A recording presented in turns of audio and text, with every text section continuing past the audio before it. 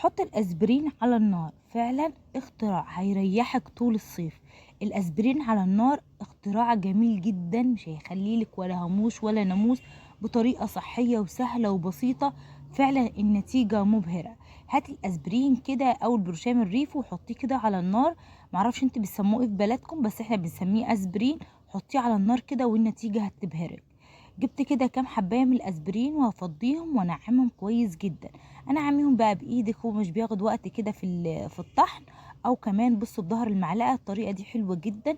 بتخلي الاسبرين او البرشام اللي انا اي نوع برشام يعني حابه اخليه ناعم كده. بصوا بحط الحبايه كده بين المعلقتين واطحنهم جامد، بيطلع ناعم جدا جدا من غير ولا اي تعب ولا اي مجهود، بالشكل اللي انتوا شايفينه كده. اي حاجه صغيره حابه تنعميها قوي، فظهر المعلقه ده للمعلقه التانية بتكون النتيجه حلوه جدا.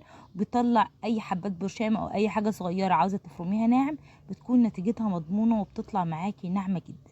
الاسبرين على النار بجد والله العظيم اختراع هيريحك جدا، اتحداكي هتجربيه. مش هتستخدمي اي مبيدات تاني ولا هتستخدمي اي حاجه عشان تمشي الناموس والهاموش. حطيت قطعه فحم كده على البوتاجاز زي ما انتوا شايفين يا حبايبي، واسيبها لغايه لما تولع كويس، وبعد كده هنبدا نستخدمها على طول. جبت كده المبخره بتاعتي وهنبدا نستخدمها على طول. لو المبخره بتاعتك شغاله فتحطي الفيشه وتستنيها تسخن كويس، وبعد كده تبدا تحطي المكونات اللي احنا هنحطها. بس انا عشان للاسف المبخره بتاعتي مش شغاله، جبت قطعه الفحم وحطيتها كده برضو في المبخره علشان احافظ على المكان. وممكن كمان تستخدمي اي طبق ألمونيوم او اي قطعه ورق حراري، هتكون نتيجه معاكي حلوه جدا. وبعد كده على طول نحط عليها الاسبرين، والريحه هنا خطيره، هتخلي الناموس والهاموش والدبان حرفيا الشقه هتبقى رهيبه. هنا بقى عشان الريحه ممكن تضيفي معاها ورقه لورا او كمان عودان من القرنفل، هتبقى جميله جدا. وممكن كمان تضيفي مكعب مسك لو عندك، عود بخور مثلا تقطعيه قطع صغيره وتضيفيها. بس الصراحه ورق اللورا والقرنفل مع الاسبرين الريحه كانت قويه قسما بالله. ما في ولا ناموسه ولا دبانه، الشقه حرفيا فضلت اليوم كامل ما فيهاش اي حاجه خالص. انا خلاص الطريقه دي اعتمدتها وبعملها كل يوم ما شاء الله تبارك الرحمن.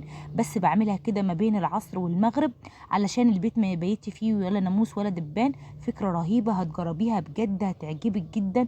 الريحه هتفضل معاكي الوقت طويل، والدخانه دي هتفضل معاكي الوقت طويل جدا. طريقه سهله وبسيطه من غير ولا تعب ولا مجهود. يا رب الفكره تكون عجبتكم النهارده وتجربوها. رهيبة، فكرة رهيبة جدا. وريحة ورق اللورا والقرنفل جميلة جدا، مريحة كده للأعصاب. والأسبرين ملوش ريحة قوية ولا أي حاجة.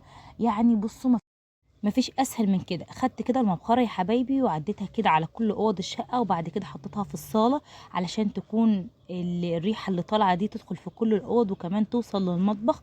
ريحه الصراحه كانت حلوه جدا، ريحه القرنفل مع ورق اللورا. ممكن كمان تحطي مسك او بخور، هتكون برضو ريحه حلوه.